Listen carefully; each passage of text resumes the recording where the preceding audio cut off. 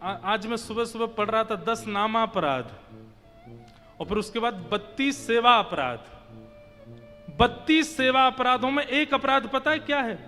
एक हाथ से पैर छूना, ये अपराध है। कौन समझाए बच्चों को? कई तो यूं आते यूं, अब उसको उस समय टोक दे तो बुरा लग जाएगा। प्रणाम कैसे होना चाहिए हमें यही नहीं पता है। और बल्कि ऐसा 32 सेवा अपराधों में ऐसा वर्णन है कि एक हाथ से जैसे ही आप प्रणाम करते हो तो कम से कम 10 गंगा स्नानों का पुण्य नष्ट हो जाता है। एक हाथ से प्रणाम करना। अपराधों की तो संख्या ही बहुत है। 10 नामापराध मैं लिख के भी लाया मैंने कि वैसे कहा है मैंने कथा में 2-4 बार, पर भाव था कि बीच में किसी दिन अवसर मिलेगा तो कहूंगा, ध्यान से सुनिएगा। सबसे पहला संत उपेक्षा, किसी भी वैष्णव संत की उपेक्षा। जैसे 4 लोग आप बैठे, कथा करके हम चले गए, हमारे जाने के बाद ही बोलने लग गए। ये महाराज जी की बद्रीनाथ में हमने कथा सुनी थी, वहां ज्यादा बढ़िया बोल रहे थे, वहां पे ऐसा कहा था इन्होंने, ऐसा कहा था इन्होंने। पहले छोटे वाले इंद्रेश जी बढ़िया थे, अब बड़े हो गए हैं ये, वो वाले बढ़िया थे। ये उपेक्षा, किसी भी वैष्णव की जब आप उपेक्षा करते हैं आपका नाम अपराध लग जाता है। उसी समय आपका भजन साधन और भगवत प्रेम कम हो। ये एक प्रकार से इस बात का प्रमाण समझ लीजिए, ये जो सजल नेत्र नहीं होते ना ठाकुर जी के सामने जाके, ये अपराधों की वजह से ही होता है कि आपके चित्त में करुणा ही नहीं आई, भाव ही नहीं आया ठाकुर जी को देख के। तो उनमें सबसे पहला कारण संत उपेक्षा। भाई 4 लोग अगर कर भी रहे हैं ना पंडाल में बैठ के, तो आपका स्वभाव है भैया मत बोलो, कथा सुनो, उनके बारे में नहीं कहो ना, हमको क्या करना है, वो हमको ज्ञान दे रहे हैं, वो हमको कथा सुना रहे हैं, वो हमें भोजन करा रहे हैं, हमें बैठा, ठीक है ना, ये सब चर्चाएं मत करो। स्वयं भी नहीं करनी और किसी को भी नहीं करने देना। और नहीं मानते फिर भी लोग तो उठ के चले जाओ, तुम लोग करो, हम तो नहीं बैठेंगे यहाँ पे। सबसे पहला संत वैष्णवों की उपेक्षा करना और सुनना, ये नामापराध है, ये भक्ति का अपराध है। दूसरा, बहुत अच्छी बात, शिव और विष्णु में भेद मानना। दोनों में सदा नापतोल करते रहते हैं कि शिव बड़े हैं कि विष्णु बड़े हैं, कि विष्णु बड़े हैं कि शिव बड़े हैं। कई जगह हमको भी इन बातों में बहुत घेर लिया जाता है। पर भैया ये दोनों एक दूसरे के ईश्वर भी हैं, सेवक भी हैं, इसलिए शिव और विष्णु में भेद दृष्टि मत रखो। ठीक है, हमें क्यों जानना है कि पूर्ण पर ब्रह्म क्यों है, कौन है? अरे जिसमें आपकी आस्था उसमें लगे रहो, जिनमें आपकी आस्था है उनके प्रति पूर्ण विश्वास रखो। अब आप सोचिए, भगवान श्रीमन नारायण के चरणों से जो जलाशय प्रकट होता है, महादेव उसको सिर पर धारण करते हैं, कैसा प्रेम है। और वही जिनके चरणों से गंगा प्रकट होती है, वो रामेश्वरम में जाके उन्हीं शिव की आराधना करते हैं।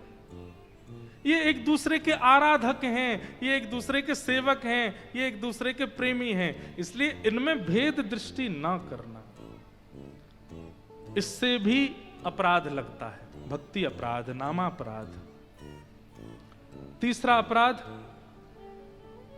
गुरु दीक्षा लेने के बाद गुरुदेव की अवज्ञा। गुरुदेव की अवज्ञा मतलब कुछ नहीं, चलते फिरते गुरुदेव ने बोल दिया 108 डुबकी लगा करके आओ गंगा जी में। अब उसमें भी आप सोच रहे हैं कैसे जाऊं, मुझे तो बुखार आ गया था रात को, मुझे तो जुकाम हो गया है, मुझे तो डॉक्टर ने निमोनिया बताया था, गुरुदेव बोल गए कि स्नान करके आओ। भैया चाहे आपको जितनी बड़ी पीड़ा हो, गुरुदेव के मुख से निकल गया कि जाओ डुबकी लगाओ, तो लगा दो, उस समय चिंता मत करो।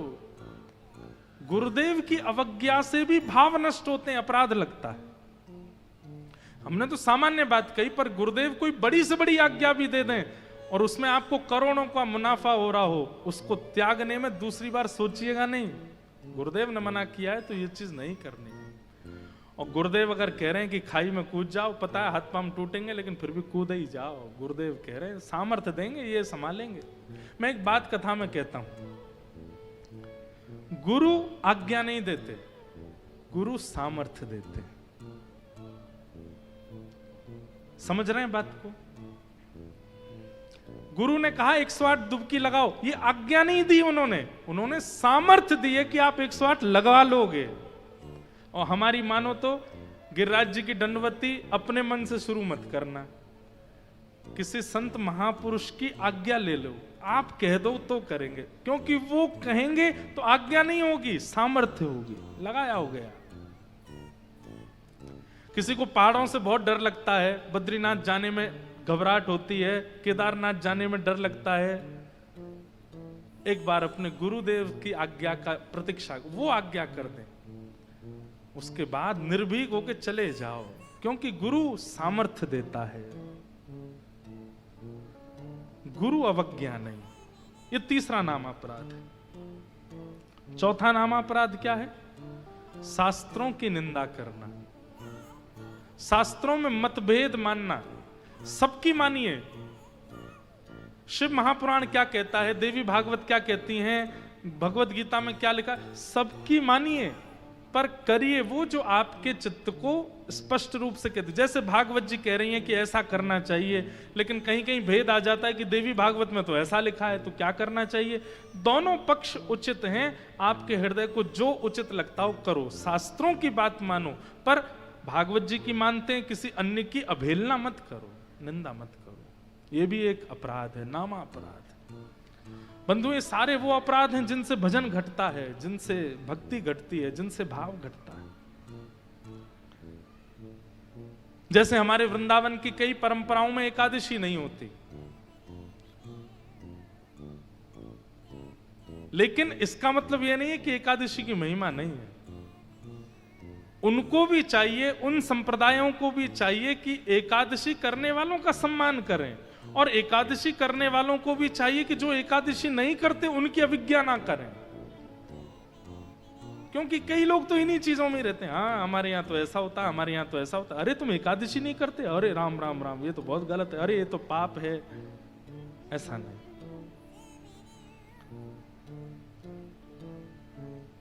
पांचवा नाम अपराध क्या है? अर्थवाद।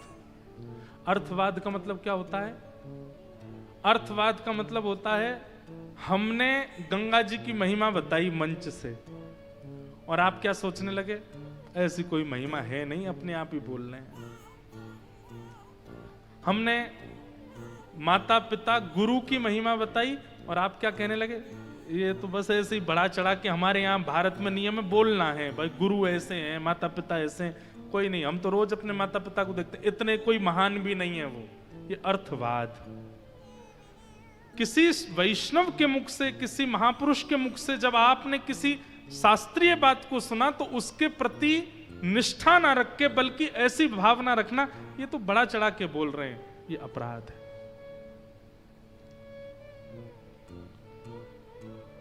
छठवा, नाम के बल पर पाप करना। वाह, ये तो सबसे बड़ी बात है। रोज जपते राधा राधा राधा राधा राधा राधा राधा राधा राधा राधा, रोज जपते हैं, और जब कोई पाप करने की स्थिति आई ना, कल 2 माला एक्स्ट्रा कर लेंगे, इसको कर लेते हैं, क्या है। गंगा जी बगल में ही तो बह रही हैं हमारे। अभी हमसे गलती हो गई, हमसे अपराध हो गया, कोई बात नहीं, गंगा जी में नहा लेंगे, ठीक हो गया ना। अरे भाई, नाम और तीर्थ और दैव वस्तुओं का उपयोग आप इस भाव से करते हो कि कोई बात नहीं, अपराध बन गया तो कल 2 माला ज्यादा कर लेंगे, 3 माला ज्यादा कर लेंगे। नहीं,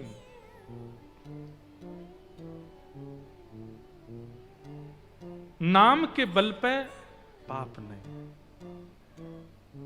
अगर गंगा स्नान करते हैं तो आपकी जिम्मेवारी है कि अगले गंगा स्नान के बीच में कोई भी पाप आपसे अगर बना तो गंगा जी रुष्ट हो जाएंगी।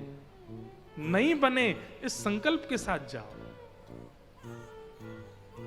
7वां, नाम की तुलना किसी अन्य साधन से करना।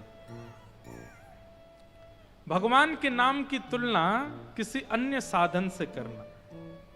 कोई नाम जप करता है और नाम जप करने वाले व्यक्ति को आप कहते हो अरे भाई तो आज थोड़ा एक आध कम कर ले, बाहर यज्ञ चल रहा है उसमें जाके बैठ जा। नाम की तुलना के आगे सब नतमस्तक हैं।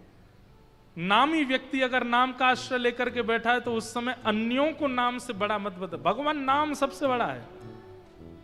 अगर कोई नाम आश्रित है तो उसको नाम आश्रित रहने दिया जाए। बोलो गंगा मैया की जय। हमारे परम पूजनीय प्रातः स्मरणीय श्री भगवत धाम हरिद्वार के परम पूजनीय महाराज जी स्वामी श्री विवेकानंद जी महाराज पधारे हैं। महाराज जी के श्री चरणों में बारंबार वंदन प्रणाम अभिनंदन। साथ ही हमारे छोटे महाराज जी भी पधारे हैं, उनको भी बारंबार वंदन। तो नाम की तुलना किसी अन्य साधन से करना यह भी नामापराध है।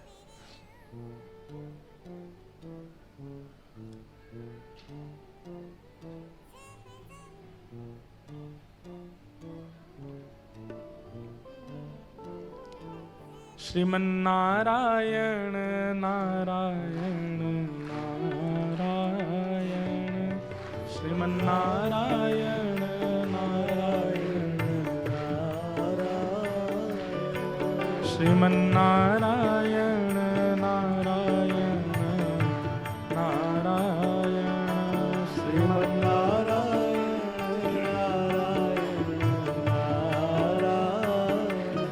हरि हरि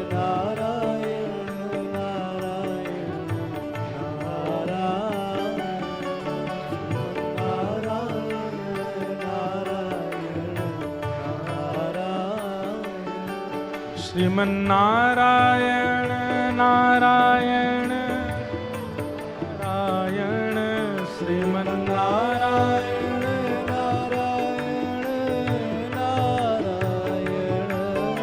नाम की महिमा बता रहे थे हमारे भगवत धाम वाले महाराज जी नाम की ही माला लेकर के आए हैं। बीच महिमा में ही नाम भगवान आ गए हैं तो निश्चित है कि बातें प्रमाणित हैं, इसलिए नाम भगवान आए हैं। श्रीमन्नारायण नारायण नारायण श्रीमन्नारायण नारायण श्रीमन्नारायण नारायण नारायण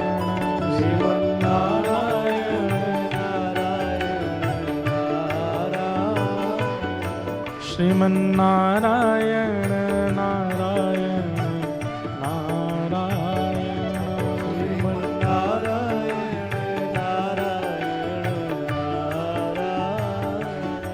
श्रीमन्नारायण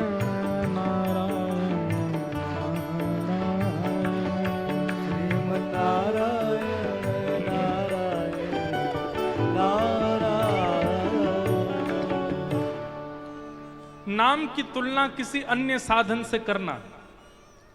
बद्रीनाथ जाना ज्यादा विशेष है, गंगा स्नान करना ज्यादा विशेष है, यज्ञ करना ज्यादा विशेष है, ये करना ज्यादा विशेष है, नाम भले ही छूट जाए। नहीं, नाम एक बार यदि आपने धारण कर लिया तो फिर नाम। अच्छा, कई लोग नाम को और गुरु दीक्षा में मिले हुए मंत्र को एक ही मानते हैं। नहीं, गुरु मंत्र अलग है और नाम अलग है। नाम तो कोई भी हो सकता, भगवान का नाम है, कृष्ण नाम है, वो कृष्ण कृष्ण कृष्ण चलता ही रहता मन में, ये नाम है। गुरु मंत्र तो एक अवधि है, एक आसन है, एक नियम है, एक परंपरा है, उसी से ही करना है। पर नाम तो निरंतर श्वास जैसे चलती है वैसे नाम चलता रहे। एक प्रकार से ये कह दें तो नाम के आगे अन्य साधनों को बड़ा बताना का मतलब ऐसा है कि भाई भले ही श्वास रुक जाए लेकिन कचौड़ी जीभ से मुंह में जानी चाहिए। भले ही हमारी नाक बंद हो जाए, हमें श्वास नहीं मिले, ऑक्सीजन नहीं मिले, कोई बेचारा व्याकुल हो रहा है मुझे ऑक्सीजन नहीं मिल रही, आप तो कचौड़ी खा ठीक हो जाएगा। वो कहेगा अरे भैया मुझे ऑक्सीजन चाहिए। नाम क्या है? हमारे प्राणों की रक्षा करने वाली जैसे ऑक्सीजन है, ऐसे नाम है। नाम से बड़ा कुछ नहीं। तो नामापराध में एक अपराध क्या है कि नाम से ज्यादा महिमा अन्य की मानना, और नाम से बड़ा किसी अन्य को समझना। पर इसका मतलब यह भी नहीं है कि नाम आ जाए तो बाकियों को कुछ समझना ही नहीं, यह भी गलत है। कई बार ऐसा होता है ना कि नाम जब आप कर रहे हो और नाम जब करते करते आपको किसी ने कहा चल वृंदावन परिक्रमा चल रहे हैं, सुनी नहीं देता ना इंद्रेश जी का था, क्या बोल रहे थे? नाम से बड़ा कुछ नहीं, हमारी तो परिक्रमा यही हो गई। ऐसा भी नहीं, ये भी नामापराध है। अच्छा चलेंगे, मेरा नाम हो जाए एक बार पूर्ण, चलेंगे, या फिर वृंदावन परिक्रमा चल रही है पर नाम नहीं छोड़ेंगे भैया, मौन होके करेंगे, हमारा नाम चलता रहेगा। ये नाम के प्रति निष्ठा। पर नाम के प्रति निष्ठा का मतलब है सबका सम्मान, सब भावों का। 8वां अपराध क्या है? प्रमाद त्याग के नाम ना जपना, आलस करना। एक बात कहें, ये 10 स्थिति जब तक ना बन जाए तब तक नाम जप में आइएगा भी मत। राधा राधा कहना सरल बहुत है, कृष्ण कृष्ण कहना सरल बहुत है, पर उस नाम के नियम का पालन करना और उसको संजो के रखना बहुत मुश्किल है। इसलिए जब तक ये 10 लागू ना हो जाएं और इनके प्रति आप सजग ना हो जाओ तब तक नाम आश्रित होइएगा नहीं। 8वां नामापराध क्या है? प्रमाद त्याग के नाम ना जपना। प्रमाद किसको कहते हैं? आलस को। आपने नियम बनाया कि सुबह उठ के स्नान ध्यान करके नाम जप करना है, अब आज क्या सोचना है, अभी नेक देर सुन दो, नेक देर और आराम करने दो, नेक देर अभी नहीं कर रहे, अभी तो यहाँ जाना नहीं, थोड़ा बाद में कर लेंगे, अब कल दुगना कर लेंगे, फिर ऐसे। ये आलस्य की वजह से, प्रमाद की वजह से नाम ना जपना, नाम का स्मरण ना करना, ये भी नाम अपराध है। और 9वां नाम अपराध क्या है? श्रद्धा और विश्वास से विहीन व्यक्ति को जबरदस्ती नाम महिमा सुनाना, यह भी नाम अपराध है। किसी के अंदर श्रद्धा नहीं है, किसी के अंदर विश्वास नहीं है, किसी के अंदर वैष्णवता नहीं है, और आप उसको जबरदस्ती हट बैठो, सुननी पड़ेगी तुमको ये बात, सुनो ये होता है, इस नरक में जाना पड़ता है, ऐसा करो तो ये। अब वो सुनता जा रहा, अरे भैया मुझे क्या करना, तुम करो जो तुम मुझे क्यों बता रहे हो। ऐसे व्यक्ति के सन्मुख जबरदस्ती भगवत चर्चा करना। कई बार कई घरों में ऐसा होता है, बालकों में निष्ठा नहीं होती है और जबरदस्ती माता पिता उनके नियम से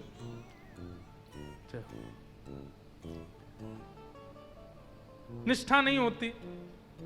माता पिता देख महाराज जी बोल रहे बैठ सुन, अरे मुझे नहीं सुनना, अरे क्यों नहीं सुनेगा, बैठ यहाँ पे, महाराज जी इसको समझाओ, ये ऐसा है, ये नास्तिक है, ये वो नहीं। ऐसे के सामने ना तो जबरदस्ती करनी चाहिए और ना ही किसी वैष्णव को प्रवचन करना चाहिए, उसके भाव भी नष्ट हो जाएंगे। विश्वास विहीन व्यक्ति, वैष्णव निष्ठा विहीन व्यक्ति के सन्मुख नाम की महिमा गाना, ये नामापराध है। अब भैया हमने तो गा दी आप सबके सामने, इसलिए आप सबको अब नाम का आश्रय लेना पड़ेगा, क्योंकि आप में से किसी ने अगर नाम आश्रय नहीं लिया तो फिर जो उसका जो अपराध है वो हमको लगेगा। आप चाहते हैं हमको लगे तो फिर मत करना, पर लेकिन अब सुनने के बाद नामापराध नहीं बने, नाम आश्रित हो जाइए। और 10वां नामापराध यही है, क्या? नाम महिमा सुनने के बाद भी नाम का आश्रय ना लेना, ये नामापराध है।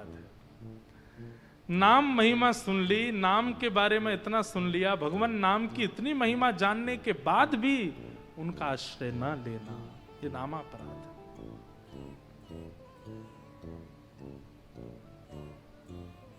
इन 10 नामापराधों से सावधान रहिएगा।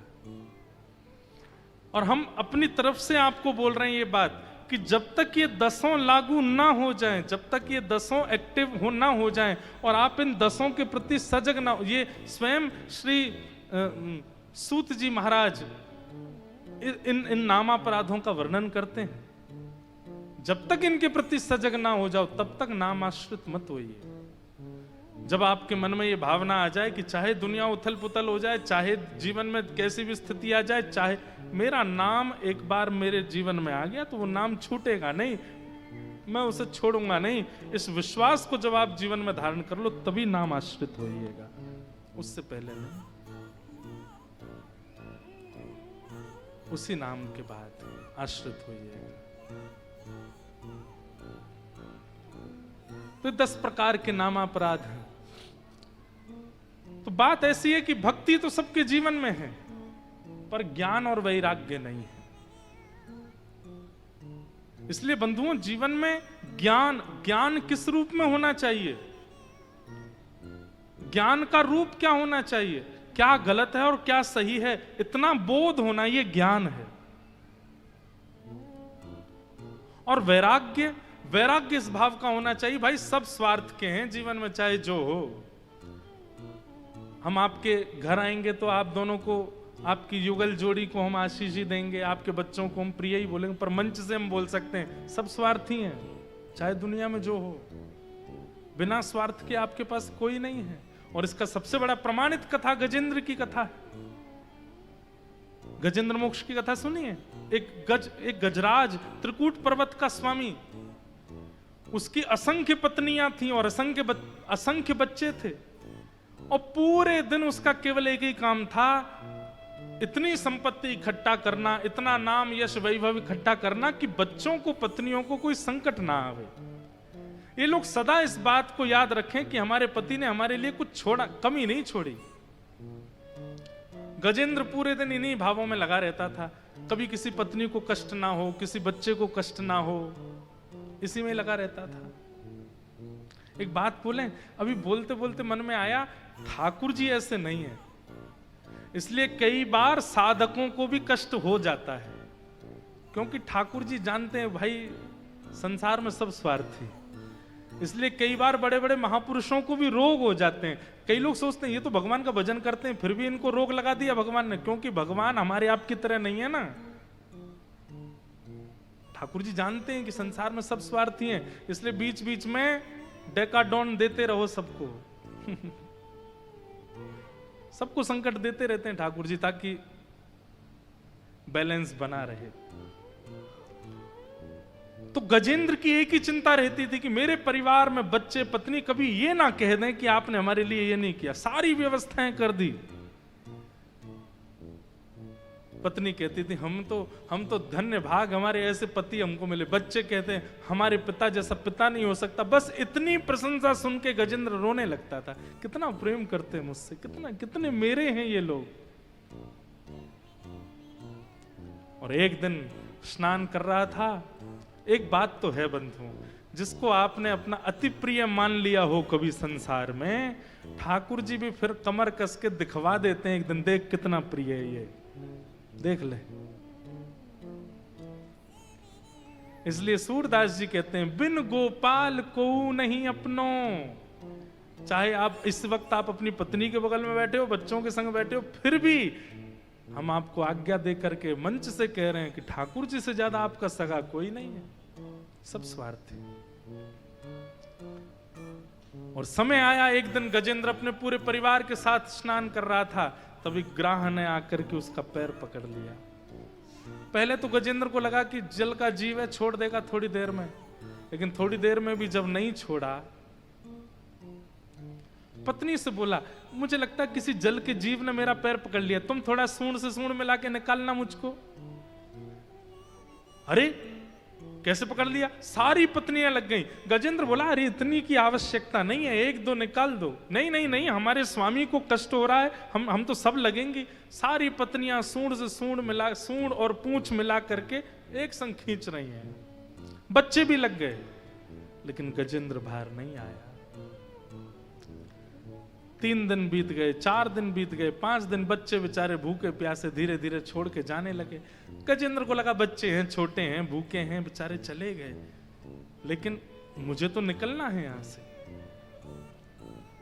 10 दिन बीत गए, अब तो पत्नियां भी जाने लगी। तो जो पत्नी छोड़ के जाती थी ना, तो गजेंद्र के मन में आता था इसका तो मुझे पहले एक बार लगा था कि ये मुझसे कम प्रेम करती, तभी जा रही है।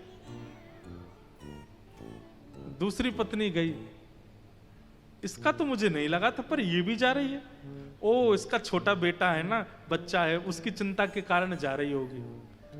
तीसरी, अब वो अपने आप ही मनगढ़ंत सोच, अभी भी परिवार के लोगों को बुरा नहीं मान रहा है, अभी भी सबको अपना ही समझ रहा है। लेकिन जब सब चले गए, एक पत्नी बची, तब अपनी पत्नी को रोते हुए कहता है, कोई नहीं था मेरा, बस तू ही है।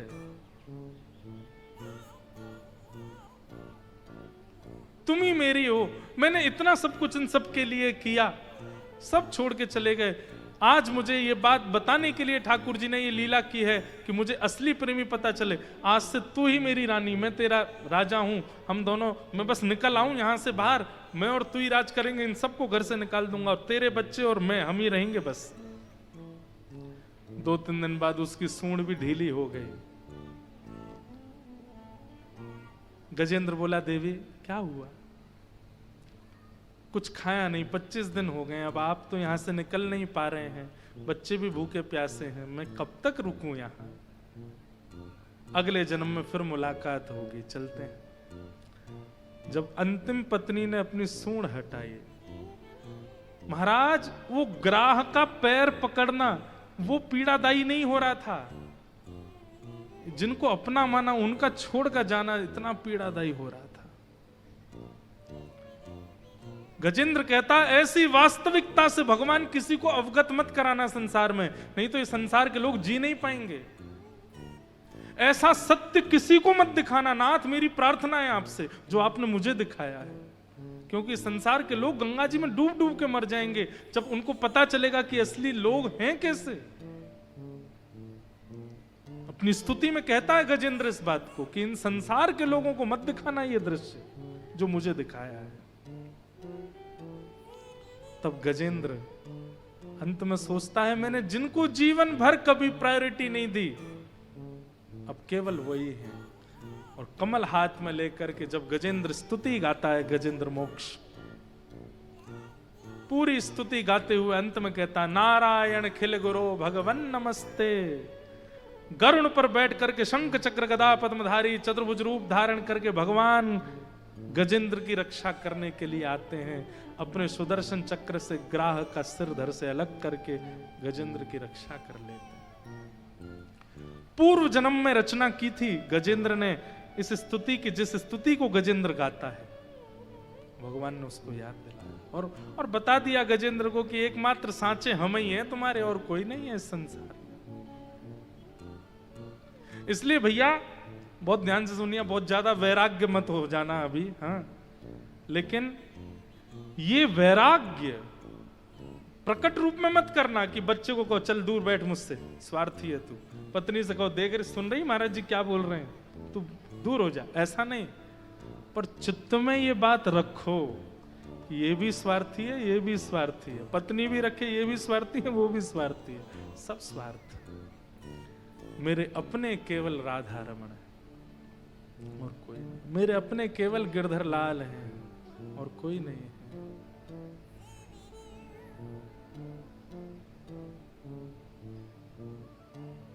जाके सिर मोर मुकुट मेरो 3500